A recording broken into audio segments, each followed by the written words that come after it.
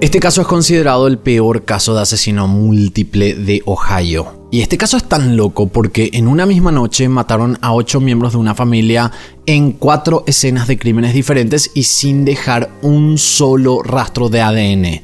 Tengo que decir que este caso lo hice al ver el nuevo documental de Peacock llamado The Pike County Murders: A Family Massacre, que tiene 3 episodios y explica muy bien todo lo que pasó en esta historia, así que les invito a que vayan a ver, pero yo les voy a contar este caso en un solo video por las dudas no puedan ver el documental. Este es el caso de la masacre de la familia Rhoden.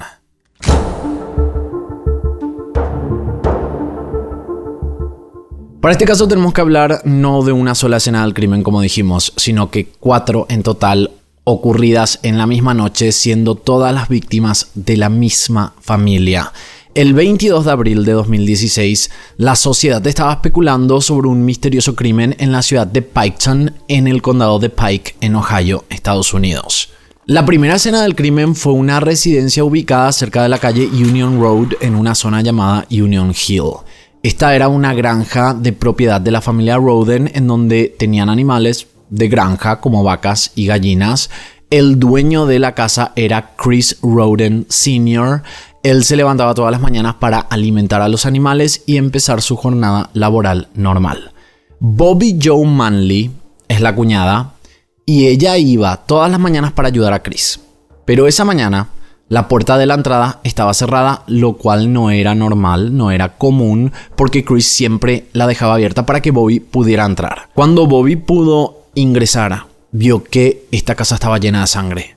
Y en la escena encontró los cuerpos sobre la cama de Chris Rhoden Sr. de 40 años y de su primo llamado Gary Rhoden de 38. Cuando ella vio esto, llamó al 911 desesperada contando lo que había visto y fue así que la policía llegó hasta ese lugar. Ella mencionó que parecía que su cuñado y el primo del cuñado habían sido brutalmente golpeados por alguien, por las heridas en los cuerpos y la cantidad de sangre que vio en el lugar.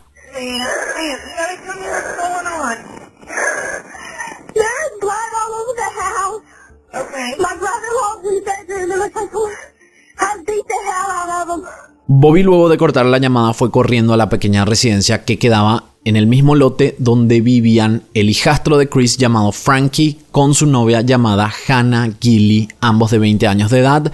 Ellos tenían 2 hijos, uno de 3 años y el otro de tan solo 6 meses. Esta casa quedaba cruzando el gran patio que tenía la residencia. No estaba pegada a la propiedad principal, pero era en el mismo terreno. Esta fue la escena del crimen número 2. Cuando Bobby golpeó a la puerta, el hijo de Frankie la abrió. Bobby le preguntó al niño dónde estaba su papá, a lo que el menor le dijo: papá está jugando a ser zombie en la habitación. Obviamente el niño, con toda su inocencia y teniendo tan solo 3 años, no entendía lo que estaba pasando. Cuando Bobby entró a la habitación, vio que Frankie y Hannah estaban sin signos de vida sobre la cama y en el medio estaba el bebé de 6 meses vivo, pero estaba lleno de la sangre de sus padres. La tercera escena del crimen era la casa de Dana Rhoden de 37 años, a pocas cuadras de la granja de Chris. Ella estaba en la cama de su habitación con 5 disparos en el cuerpo. Cruzando el pasillo estaba su hijo, Chris Jr., de 16 años de edad, asesinado como su madre con 4 disparos, mientras que en la habitación de su otra hija, llamada Hannah May, de 19 años, estaba sobre su cama con 2 disparos en la cabeza. Hannah May había dado a luz 4 días antes, y la bebé estaba con vida al lado de ella, pero al igual que en la escena del crimen 2, la bebé estaba cubierta de la sangre de la madre. Ella tenía otra hija de 2 años, pero ella no estaba en la casa al momento de los asesinatos. La cuarta escena del crimen era la residencia de Kenneth Rhoden, de 44 años de edad, encontrado también sobre su cama con un solo disparo en la cabeza. Lo extraño de este último cuerpo era que el asesino había colocado varios billetes de $1 en todo su cuerpo. Estamos hablando de decenas de billetes de $1.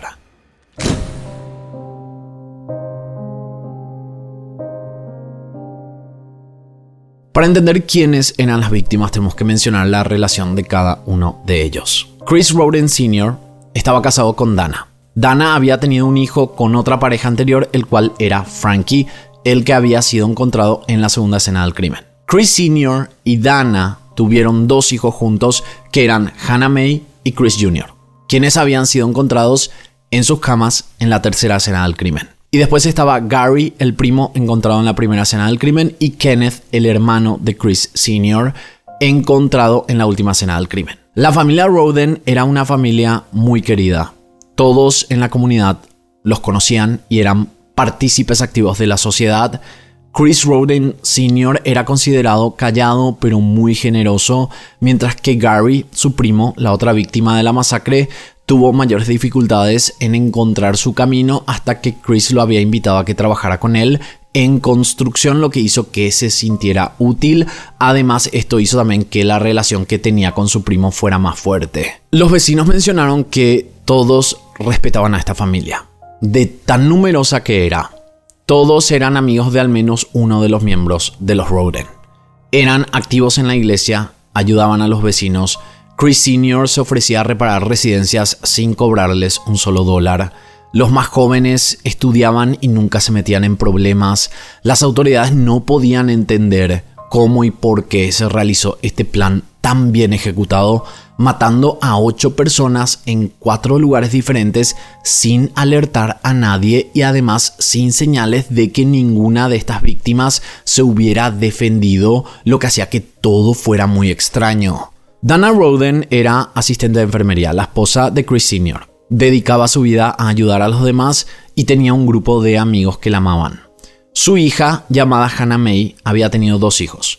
La más grande era de una relación anterior y la que acababa de nacer 4 días antes de los crímenes era hija de su exnovio más reciente, llamado Charlie Gilley. La policía estaba preocupada porque otros familiares podrían ser blanco de estos asesinatos, ya que los Rhoden estaban prácticamente en cada esquina de esa ciudad.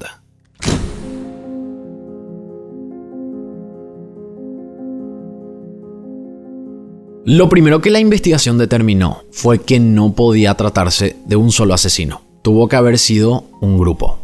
El poder someter a tantas personas al mismo tiempo, todo realizado en una sola noche y la mayoría asesinados en sus camas, significaba que varias personas tuvieron que haber cometido estos crímenes. Al menos 2 personas que quizás habían apretado el gatillo al mismo tiempo en las diferentes habitaciones de las diferentes escenas de crímenes. Aparte, había que tomar en cuenta que casi todos los menores quedaron con vida, a excepción de Chris Jr., que tenía 16 años, que fue el único menor de edad que había sido asesinado. El 24 de abril de 2016, 2 días después de los asesinatos, las autoridades habían entrevistado a más de 30 personas entre vecinos, familiares y amigos. Nadie podía mencionar sobre una motivación ni posibles culpables. Cuando empezaron a hacer los testeos en cada una de las escenas de crímenes, no encontraron el arma o las armas homicidas. Pero en la residencia de Frankie, que fue la segunda escena del crimen, encontraron casquillos de balas que provenían de un rifle calibre 22 que estaban esparcidas en el suelo de la habitación, y en la escena del crimen 1 se encontraron casquillos SKS calibre 30 y también se había encontrado una sola bala que era calibre 40 que parecía que provenía de una pistola Glock. En una de las escenas además se encontraron 2 huellas de zapatos y ambas eran del lado izquierdo y de tamaños diferentes. Por estas huellas y las balas se determinó que al menos hubo 2 personas quienes asesinaron a toda la familia Rhoden. Uno de los zapatos era del calce 10,5, el otro era 11. El laboratorio forense además confirmó que las suelas de los zapatos habían hecho marcas perfectas, o sea, no estaban gastadas. Lo que significaba que los asesinos habían comprado recientemente esos zapatos. Y este era un dato revelador porque posiblemente podrían haber comprado los zapatos en alguna tienda de la ciudad. Fue así que uno de los investigadores recorrió locales de ventas de zapatos en la zona, comparando las suelas de las huellas en la escena, encontrando que posiblemente uno de los zapatos había sido comprado en Walmart. Como era un zapato deportivo que solo se vendía en Walmart, esto hacía que la búsqueda de un comprador se redujera a los Walmart de la zona. Ellos solo tenían que solicitar la lista de compradores de estos zapatos deportivos en las fechas cercanas al crimen. Y de esa manera quizás iban a ver si esa compra estaba asociada a alguna tarjeta de crédito. Lastimosamente esto no había llegado a mucho. Walmart había solicitado la fecha y hora de la compra para poder encontrar las tomas de cámaras de seguridad y el ticket, algo que obviamente los investigadores no sabían en ese momento, y además también tenían que ver de cuál Walmart habían adquirido estos zapatos. Habían varios en esa zona. Para la mala suerte de los investigadores, el equipo forense no pudo obtener huellas dactilares ni ADN en ninguna de las escenas, y tampoco existían testigos que hubieran visto algo en los alrededores de las 4 escenas de crímenes, lo cual también era bastante extraño. Y estos datos eran fundamentales para poder demostrar la relación de las personas con los asesinatos. Inclusive teniendo la información de la compra de los zapatos, necesitaban algo más para poder vincular a los sospechosos con este crimen, siendo que la única evidencia, que era la huella, terminaba siendo circunstancial. Luego, los investigadores se encontraron con algo que dejó a la comunidad completamente sorprendida.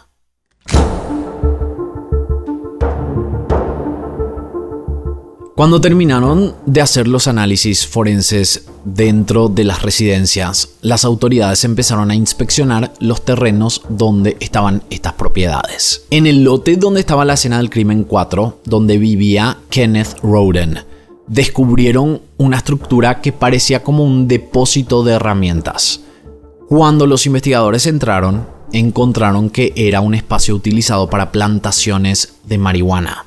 Aparte, en el lote de la escena del crimen 1, donde estaba la residencia principal y la pequeña casa de uno de los hijos, había un granero donde también cultivaban marihuana, y en la residencia principal había un ático donde también encontraron estas plantas procesadas. Esto llevó a creer que posiblemente esto se trataba de un negocio familiar oculto y que podría haber sido la motivación de los crímenes. Quizás una persona no había recibido la cantidad de producto que había solicitado, o quizás fue una venganza por alguna negociación por estos productos ilegales. Es importante mencionar que las operaciones de sustancias ilegales para los carteles mexicanos existen en poblaciones pequeñas de Estados Unidos. La zona de Pike County, donde ocurrió este hecho, era conocida por las autoridades por haber sido en su momento una zona utilizada por el Chapo Guzmán. Lo que pudo haber pasado fue que la familia Roden había iniciado este negocio familiar, haciendo que los carteles mexicanos sintieran que estaban invadiendo sus territorios. Tomemos en cuenta que sobre el cuerpo de Kenneth Roden, los asesinos habían dejado decenas de billetes de $1, que podría haber sido un simbolismo de uno de estos carteles para mandar una señal a cualquiera que intentara vender drogas en su territorio. Además, estos grupos criminales son expertos en asesinar, lo que también encajaba con la escena de crímenes, donde no dejaron muchas evidencias, asesinaron a todos en modo ejecución e hicieron el trabajo de manera rápida y eficaz. En los siguientes meses se siguió esta línea investigativa, y a los 3 meses de buscar evidencias se descartó la posibilidad de que fuera un trabajo realizado por algún cartel mexicano. Ahora, no se dejó de lado la hipótesis del narcotráfico, sino que se empezó a analizar que podría haber sido una pelea entre narcos locales. Las autoridades luego entrevistaron a la familia Wagner. Ellos eran los mejores amigos de los Roden y desde hace décadas que mantenían una buena amistad entre todos básicamente. Esta familia estaba compuesta por Billy Wagner, el padre, Angela Wagner, la madre y los 2 hijos. Billy Wagner mencionó que él solía hacer proyectos con Chris Sr. y que en una de sus últimas conversaciones, Chris le había dicho que había conseguido un proveedor de marihuana que le pagaría $800,000 por distribuir la droga en todo el condado. Chris Sr. y Billy trabajaban juntos en ese negocio, pero como esa conversación no había sido hace mucho tiempo, él no sabía quiénes eran estos proveedores. Él no había asegurado que esto podría tener relación con los asesinatos, pero tiró el dato por las dudas pudiera ser útil para resolver el caso. Esto nuevamente llevó a especular que quizás esa era la respuesta. Todo tenía sentido con las evidencias. Tuvo que haber sido un grupo de narcos que estaban enojados porque los Rhoden habían agarrado gran parte del mercado de venta de drogas, asesinaron a toda la familia, casi no dejaron evidencias y pudieron someter a completamente todos los miembros sin que pudieran defenderse. O sea que todo cuadraba a eso, un grupo de narcos. Lo raro también era que nadie escuchó nada. Los vecinos dijeron que escucharon disparos, pero nadie había llamado a la policía. Lo que podría significar que quizás muchos sabían lo que estaba pasando y no se animaban a denunciar por miedo a una venganza.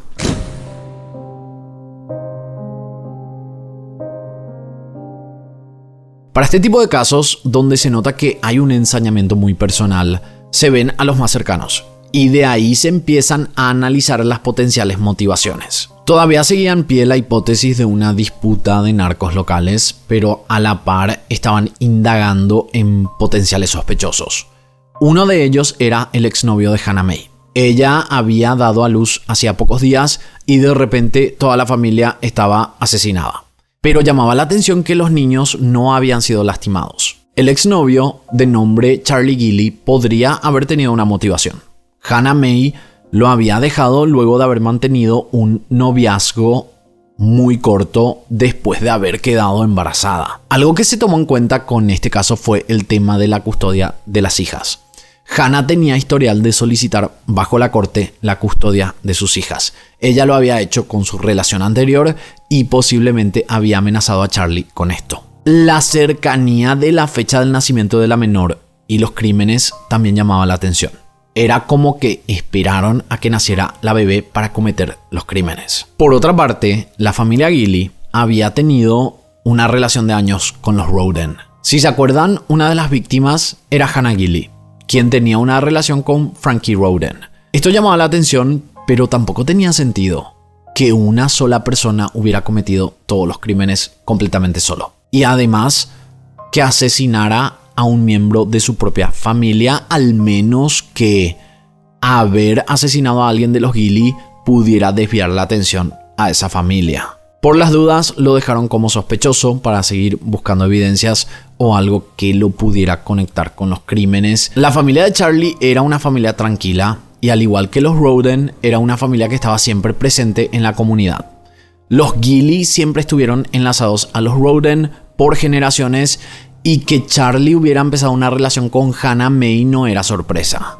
De igual manera, que la relación hubiera durado tan poco tiempo y que la familia hubiera sido asesinada 4 días después del nacimiento del bebé, como dije, llamaba mucho la atención. Además, luego del asesinato, Charlie recibió la custodia total de su hija. Cuando los investigadores empezaron a indagar más en esta arista, no encontraron nada que dijera que Hannah había amenazado con quedarse con la hija. Es más, Charlie y su familia estuvieron presentes al momento del nacimiento y Hannah Mae permitía en todo momento que Charlie estuviera con ella durante los controles médicos y en los primeros días luego de haber dado a luz. Ahora, una de las personas que había sido cuestionada en torno a Charlie había mencionado algo interesante que hasta ese momento la policía no tenía conocimiento. Esta persona dijo que Hannah Mae en los últimos días había hecho comentarios sobre su anterior ex, con el que estuvo antes de Charlie. Ella le había dicho que estaba cansada de soportar los insultos de este tipo y que iba a presionar con la custodia de su hija de 2 años. O sea, el proceso ya se había iniciado, pero para ese momento, antes de los asesinatos, ella había mencionado que iba a presionar para que salieran estos documentos oficiales. Y para la policía, esto sonaba a una motivación.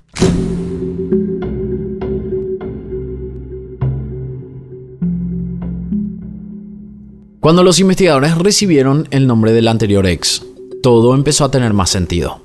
Hannah Mae y Jake se habían conocido cuando ella tenía 14 años y él 17. A los 2 años de haber iniciado en la relación, ella quedó embarazada, que fue el momento cuando Hannah Mae decidió ir a vivir con la familia de Jake. Hannah Mae, durante todos estos meses que había vivido en la casa de su exnovio, había perdido el contacto con la mayoría de sus amigos.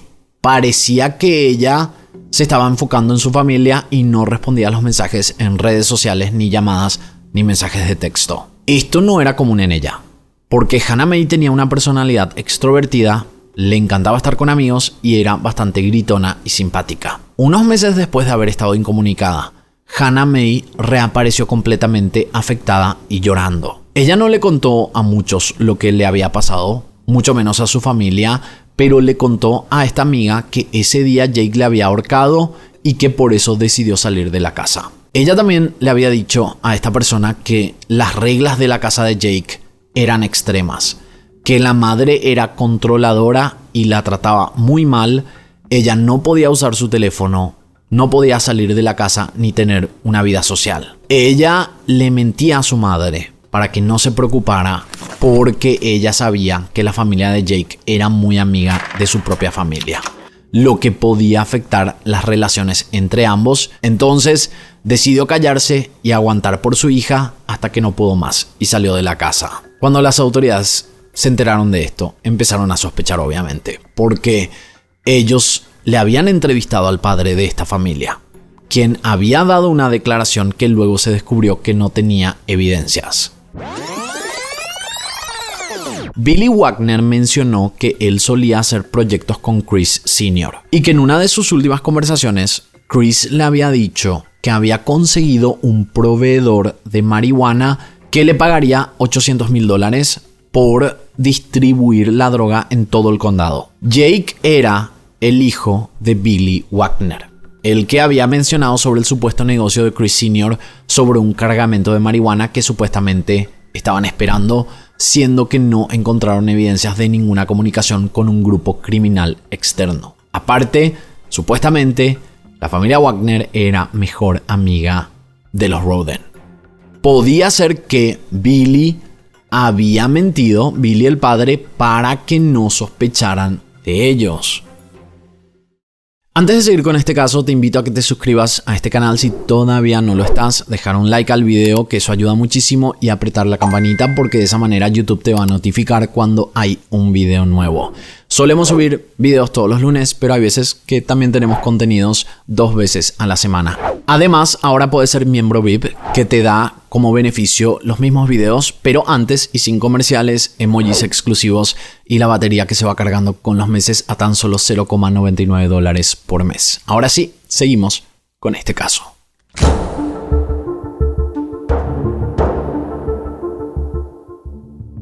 Como mencionamos, los Rhoden y los Wagner eran mejores amigos. Al parecer, los Rhoden no sabían lo que la hija había vivido mientras estaba con los Wagner. Luego de haber cortado la relación, Hannah Mae empezó a salir con Charlie, que fue cuando quedó embarazada, y un poco después cortaron la relación, quedando Hannah Mae soltera, pero esperando a su nueva hija. Hannah Mae había dado a luz el 17 de abril de 2016, como dijimos, 4 días antes de los asesinatos. Tenemos que decir que no solo los padres eran mejores amigos. El hermano de Jake, llamado George, era mejor amigo del hijo de los Rhoden, llamado Frankie, quien también fue uno de los asesinados. Ellos se habían conocido desde que eran chicos y siguieron teniendo una amistad bastante importante, inclusive cuando ambos ya eran adultos. George era considerado el más diferente en esa familia. La gente decía que él era una excelente persona, todos lo apreciaban, pero él sabía lo difícil que era su familia, entonces trataba de estar lo más alejado posible de ellos. Cuando podía, estaba con amigos o en casa de otros parientes, pero la madre, llamada Angela, era una mujer que intentaba controlar todo en su casa. Ella fue la que había manipulado a Hannah Mae para intentar que no tuviera contacto con el mundo exterior. Luego de haber cortado la relación, Hannah Mae empezó a confesarle a esta amiga todo lo que había vivido y lo que todavía le estaba haciendo su ex. Ella le dijo que recibía mensajes de amenazas por parte de Jake, que Jake la insultaba diciéndole que era una mala madre y además le trataba de una manera vulgar por haber iniciado una nueva relación tan rápido y haber quedado embarazada. Los abuelos de Jake y George tenían mucho dinero, es más, los Wagner eran considerados como una de las familias más ricas de la ciudad. Se estimaba que los abuelos tenían bienes por el valor de $4 millones, que para un pueblo pequeño como Piketon era demasiado dinero. La mayoría en esa zona era de clase baja. Ellos tenían un negocio próspero de venta de caballos y la abuela además era dueña de varias propiedades que alquilaba Unos años atrás compraron un terreno de 700 hectáreas donde construyeron una casa gigante, lugar donde Jake y George solían ir constantemente porque la abuela los consentía y les daba lo que querían. Ahora, para cometer este crimen, no tenía sentido que Jake lo hubiera hecho solo. Tuvo que haber sido con ayuda de alguien. George no parecía tener una motivación, pero los padres sí parecía que sabían sobre lo ocurrido. Como mencionamos, Billy, el padre, había dado esta declaración del tema de drogas, lo que no encajaba con lo encontrado en la investigación, y esto daba a entender que podría haber dicho eso para desviar la atención. Pero, al mismo tiempo, no tenía sentido que Billy hubiera participado en los asesinatos, siendo que su mejor amigo era Chris Rhoden Sr., y aparte George, como dijimos, era el mejor amigo de Frankie. Al final, todo quedaba en especulaciones, y aunque los Wagner fueron colocados como sospechosos, no había evidencias que comprobaran que ellos pudieran haber cometido los crímenes.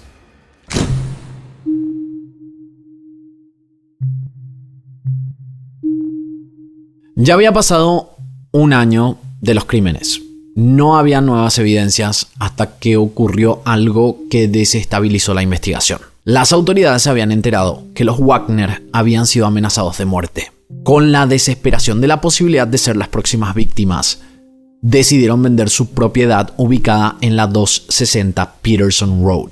Y en marzo de 2017 se mudaron a una ciudad llamada Kenai, en Alaska. Los cercanos a los Wagner mencionaron que desde hace años la familia estaba hablando de mudarse a Alaska, pero no tenían planeado hacerlo pronto, pero cuando empezaron a recibir las amenazas de muerte fue cuando tomaron esta decisión. Ellos compraron una casa allá y viajaron con sus 2 hijos. La amenaza les dio tanto miedo que se habían ido dejando casi todas sus pertenencias en esa casa. Y ni siquiera volvieron para 2 funerales importantes que ellos tenían en la ciudad. En un momento había fallecido el padre de Billy y pocos meses después falleció el padre de Angela. Se habían hecho los funerales, pero por miedo decidieron no asistir. Esto quería decir que las amenazas que ellos habían recibido realmente fueron fuertes y quizás por miedo a una venganza no la habían reportado a la policía. Las autoridades pensaron que quizás lo que habían mencionado en su momento sobre los grupos narcos podría haber sido real. No había mucho que vincular a los Wagner con los crímenes más que una posible motivación, que era la custodia de la hija. Pero al mismo tiempo se preguntaban, ¿eran ellos capaces de cometer esta masacre matando a sus mejores amigos por ese motivo? Y peor aún, que la familia entera estuviera envuelta, porque tendrían que haber sido varias personas las que cometieron estos crímenes. La historia narco era la que más sentido tenía, a pesar de no tener tantas evidencias sobre esto. La verdad era que no tenían evidencia para casi nada. Por una corazonada y para poder descartar a los Wagner definitivamente, decidieron hablar con los nuevos dueños de la propiedad. Las autoridades sabían que muchas de las pertenencias seguían en la casa y los nuevos dueños les dieron permiso de revisar la propiedad, que fue cuando un equipo de investigadores fue hasta el lugar. Los Wagner habían dejado casi todo en un depósito. Había muebles, bolsas y cajas. Entre varios agentes buscaron cualquier evidencia posible, pero no había completamente nada. Parecía como que tenían que descartarlos porque realmente no había nada en ese lugar. Cuando habían pasado horas revisando miles de objetos, se encontraron con algo que llamó la atención.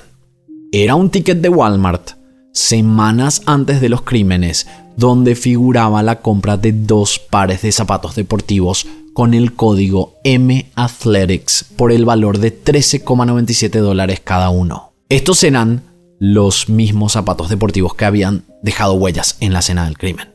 Si se acuerdan, Walmart le había dicho a las autoridades que necesitaban la fecha y hora de compra para poder buscar en las cámaras de seguridad las tomas. Pero para ese momento había pasado más de un año desde los crímenes y había una posibilidad de que las grabaciones hubieran sido borradas. Cuando fueron a Walmart con esta información, un empleado les había dicho que verían si las grabaciones seguían disponibles. Lo importante era ver quién fue a comprar estos zapatos deportivos, porque podría haber sido cualquiera dentro de la familia Wagner. A los pocos días, llegó la noticia de que las tomas seguían disponibles y recibieron el video. En esta grabación se veía el auto de los Wagner entrando al estacionamiento del Walmart y en la toma de la entrada del local estaba una sola persona. Esta persona era Angela Wagner, la madre de la familia.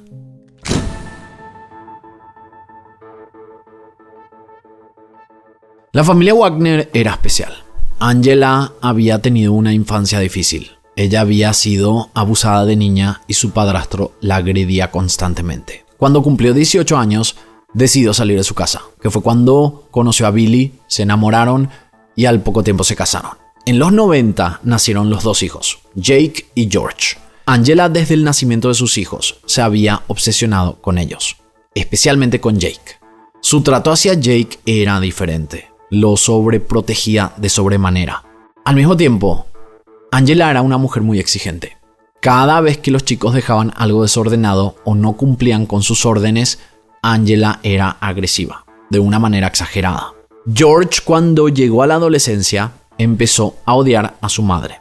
Y de adulto, ambos le seguían teniendo miedo, pero el rencor de George se había acrecentado. Él se había quedado con su familia, porque sabía que si dejaba la casa, le iban a sacar el dinero y la herencia. Entonces, él simplemente aguantaba. Muchos de los amigos y familiares aseguraban que George era el único diferente en esa familia. George luego se enamoró de una mujer llamada Tabitha Claytor, con la que se casó en julio de 2012 y con la que tuvo un hijo. Por su parte, Jake empezó a parecerse cada vez más a su mamá. Era un tipo agresivo y celoso, inclusive con sus amigas. Si tenía una amiga mujer, siempre le preguntaba con quién estaba hablando, intentando controlarlas básicamente. Hannah Mae había sido su primera relación importante, con la cual tuvo a su primera hija. Cuando nació la bebé, la dinámica de la familia Wagner empezó a ser muy extraña. Angela empezó a ser sobreprotectora con sus nietos, algo que había hecho en su momento con sus hijos, si se acuerdan. Ella sentía que sus nietos no estaban seguros si no estaban con ella. Es más, aseguraba que sus nietos habían sufrido abuso por parte de las familias de sus nueras, algo que no se sabía si era real. Cuando la familia se mudó a Alaska en el 2018, Jake se casó con otra mujer llamada Elizabeth Armour. En este viaje, que fue después de los asesinatos, Jake había tenido la custodia de su hija, entonces había ido a Alaska con su hija. Elizabeth comentó a las autoridades algo muy parecido a los comentarios que Hannah Mae había hecho luego de salir de la casa de los Wagner a esta amiga. No la dejaban estar en contacto con familiares, no podía usar internet ni tener un celular y era tratada increíblemente mal. Angela se dio cuenta que la hija de Jake se había encariñado con Elizabeth, lo que le había puesto celosa porque ella quería que su nieta solo la quisiera a ella. Fue en ese momento que Angela le empezó a decir a Jake que su hija había sido abusada por Elizabeth. Jake enfrentó a Elizabeth con estas acusaciones, a lo que Elizabeth le dijo que jamás haría algo así. Jake entonces la amenazó y le dijo que la mataría. Todo esto parecía como un patrón de comportamiento. Angela estaba obsesionada con sus nietos y saber que podrían perder la custodia la volvía loca. Unos meses después, los Wagner volvieron a Ohio para buscar sus pertenencias. Las autoridades aprovecharon esto y los detuvieron en la frontera con Montana. Los 4 miembros de la familia fueron entrevistados. George y Jake, los hijos, aseguraron que no fueron parte de los asesinatos. Billy, el padre, decidió no colaborar con el interrogatorio, mientras que Angela dijo que no tenía problemas de hablar. Angela dijo que no fueron parte de los asesinatos y que no tenían nada que ocultar. Las autoridades entonces le mostraron el ticket de Walmart y las cámaras de seguridad. Ella se notaba que estaba cada vez más nerviosa, pero le dijo a las autoridades que ella sí había comprado los zapatos deportivos para sus hijos, pero según su testimonio, cuando les había dado este regalo, ellos le habían dicho que parecían zapatos de abuelo, entonces al final ella había tirado estos zapatos deportivos supuestamente a la basura. Las autoridades le dijeron que no le creían, que en ese momento fue cuando Angela dijo que ya no quería ser entrevistada y que si lo hacían quería un abogado. Los investigadores los dejaron ir porque no tenían nada más La familia fue a buscar sus pertenencias y luego volvieron a Alaska. A esa altura, las evidencias eran circunstanciales. Había testigos que pintaban la personalidad de los Wagner, pero aparte de los zapatos deportivos, no había mucho más. 2 años después de los asesinatos, la familia Wagner había empezado a tener problemas económicos, entonces decidieron vender la casa en Alaska y volver a Ohio. Los investigadores se enteraron que los hijos habían conseguido un trabajo en una empresa de camiones, que fue cuando ellos hablaron con esta empresa y les preguntaron si podían colaborar con la investigación, a lo que la empresa permitió que se instalaran micrófonos en los camiones que los hijos iban a usar. Ellos necesitaban más evidencias para poder realizar los arrestos, entonces también intervinieron todos los teléfonos de la familia. Con los meses, varias grabaciones salieron de estas escuchas. El 31 de mayo de 2018, Angela le dijo a Jake que prácticamente todas las decisiones de la familia se ajustaban a él.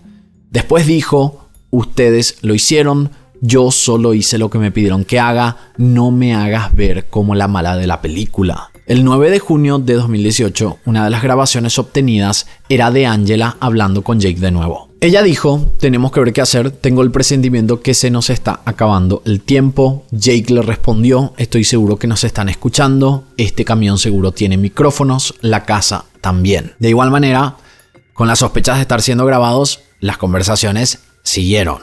En esa misma fecha, el 9 de junio, se escuchaba a Jake diciéndole a su madre: estás paranoica, a lo que Angela le respondió: ya te lo dije, si nos incriminan yo no iré a prisión. Jake le dijo: no me arrestarán para siempre, a lo que Angela le respondió: deja de hablar sobre esto por teléfono, ok. El 13 de junio de 2018, Angela le dijo a George, a su otro hijo: si te arrestan, no firmes nada ni digas nada, a lo que George le respondió: no creo que sea a mí a quien arrestarían, mamá. Ellos están buscando culpar a Jake. Yo creo que lo arrestarían a él. El 13 de noviembre de 2018, la policía decidió arrestar a los 4 miembros de la familia Wagner y todos se declararon inocentes ante los cargos de la fiscalía.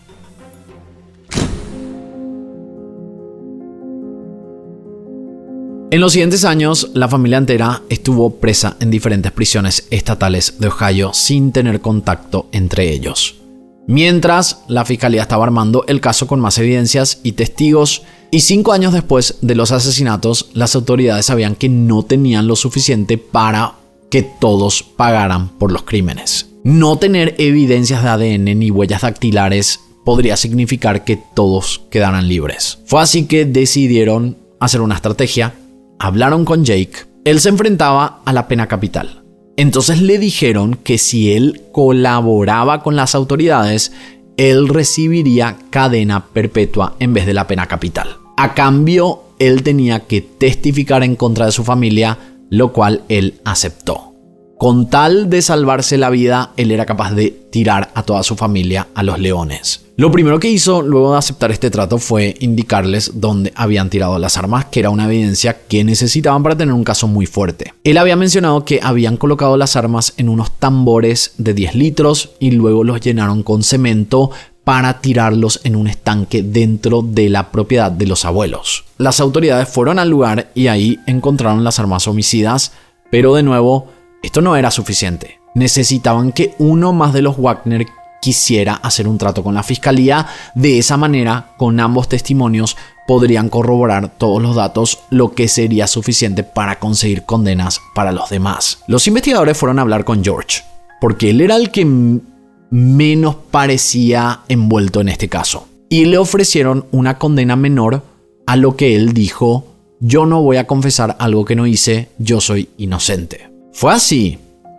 que decidieron hablar con Angela, con la madre. Ella había recibido una oferta de la fiscalía para solo cumplir 30 años tras las rejas a cambio de testificar en contra de su esposo y su hijo, a lo que ella aceptó de una, inclusive sabiendo que ambos se enfrentaban a la pena capital. Así como dijimos en algún momento de este video, Angela y Jake eran similares, cortados por la misma tijera. El juicio en contra de George se inició en septiembre de 2022. Era difícil probar que él pudiera haber estado involucrado porque todos hablaban bien de George. Es más, su familia que vivía en Ohio había dejado de hablar con Jake, Billy y Angela y solo mantuvieron contacto con George porque todos estaban seguros que él era el único inocente en este caso. Esto cambió cuando su exnovia fue testigo en el juicio. Ella comentó los abusos que sufrió en esa familia, las amenazas y las agresiones físicas que había recibido por parte de Angela y de George. Lo peor fue cuando esta mujer comentó que al salir de la casa, George le había dado unos documentos diciéndole que supuestamente era para compartir la custodia del hijo, a lo que Tabitha lo firmó sin problema. Tenemos que tomar en cuenta que esta gente no es muy inteligente y vienen de un lugar donde la educación es muy mala, entonces no es sorpresa que ella no hubiera leído o no hubiera entendido ese contrato o ese documento. Luego ella se enteró que el documento en verdad era para darle la custodia total a él, dejándola sin la posibilidad de poder tener contacto con su hijo. Lo peor de todo fue cuando ella trató de salir de la casa, George la había golpeado, Angela entró en la pelea, le tiró un objeto pesado por la cabeza y luego le dijo a su hijo que fuera a agarrar el arma de su habitación y ella contó que se salvó de suerte. Luego llegó el momento de los testigos claves, Jake y Angela, el hermano y la madre. Ambos dijeron que George estaba involucrado, que todos planificaron los homicidios y que Jake, George y Billy fueron los que realizaron los disparos, mientras que Angela se quedó a dormir plácidamente en su casa mientras toda su familia estaba asesinando a los Rhoden. La fiscalía mencionó que la motivación de los crímenes fue la custodia de la hija de Jake y Hannah Mae y que todo había iniciado cuando, si se acuerdan, Hannah Mae había vivido en la casa de los Wagner. Ella, así como a las demás chicas, le obligaron a que dé su contraseña de redes sociales. Angela confesó que había entrado al Facebook de Hannah Mae encontrándose con un mensaje de un chat privado en el cual Hannah Mae hablaba con una persona sobre nunca darle la custodia de su hija a Jake. En este mensaje además ella decía: me tendrán que matar antes. Luego Angela había hecho un screenshot de este chat, el cual fue encontrado en la computadora de la familia luego del allanamiento. Le mostró a Jake el mensaje y le dijo: tenemos que hacer algo al respecto. Luego Billy, el padre, había sido el que dio la idea de matar a Hannah Mae, pero dijo que también tenían que matar a los hombres de la familia porque iban a intentar vengarse y que matarían también a todos los que estuvieran en esas residencias. Por eso mataron a 8 personas y dejaron a los niños que no podían defenderse con vida. De esa manera, la familia entera planeó los asesinatos realizando una de las masacres más grandes del estado de Ohio. Con todo esto, el jurado encontró a George Wagner culpable de los 22 cargos en su contra y fue sentenciado a cadena perpetua sin posibilidad de libertad condicional. Jake también recibió la misma sentencia, la misma condena, y Angela recibió los prometidos 30 años de prisión, pero podría salir en libertad en 22 años por buen comportamiento. En cuanto a Billy, el padre, su juicio está programado para mayo de 2024, pero muchos creen que podría recibir la misma condena que sus hijos porque él inclusive tiene muchas más evidencias en su contra que George. Lo más lamentable en este caso creo que es la condena de la madre. Se notaba que ella era la más problemática, controladora y quien tomaba las decisiones en esa familia. Y llegó a hacer el trato con la fiscalía sin importarle su familia, todo para salir de prisión antes, siendo que quizás ella era la que merecía una condena más fuerte. Pero también tenemos que culparle a la fiscalía porque ellos fueron los que ofrecieron 30 años de prisión para esta masacre. Un caso completamente loco, esos difíciles de creer que puedan llegar a ocurrir. Espero sus comentarios aquí abajo y de esta manera nosotros nos encontraremos en la próxima historia.